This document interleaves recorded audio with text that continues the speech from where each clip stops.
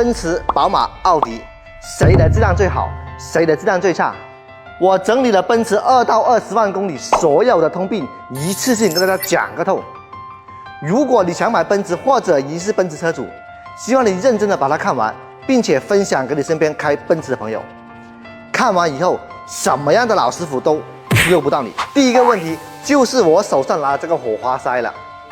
自然吸气发动机每6万公里更换一次，缸内直喷发动机每4万公里更换一次，但是 AMG 发动机每2万公里更换一次。长时间使用的火花塞很容易产生积碳，造成油耗高，严重的时候会导致火花塞的电池断裂掉进气缸，导致发动机大修。第二个通病是当车辆到了8到10万公里以后，冷车启动，只要你挂在低档或者 R 档，方向盘和座椅会发麻。出现这个问题主要的原因就是我手上拿的这个机角胶出现了老化下沉，导致缓冲能力下降。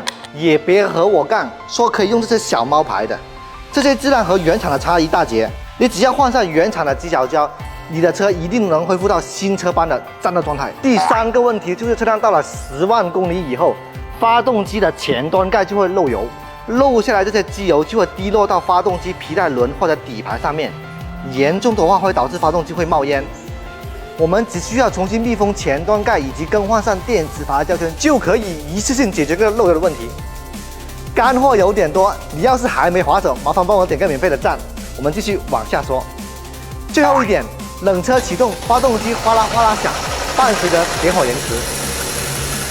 出现这个症状一定要马上处理，不然信号盘一旦移位，凸轮轴磨损，你将会花更多的冤枉钱。我们在更换链轮的时候，有些地方会让你更换4个，在这里杰老师告诉大家，我们绝大部分只需要更换1个进气链轮就能解决这个问题。那为什么别人的车20万公里才需要更换，而你的车10万公里就要更换呢？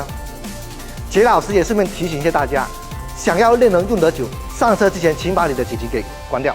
重要的事情要说3遍，更换链轮一定要用原厂。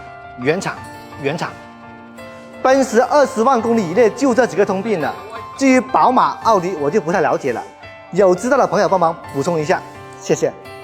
我是修奔驰杰老师，每一期给你分享奔驰专业知识。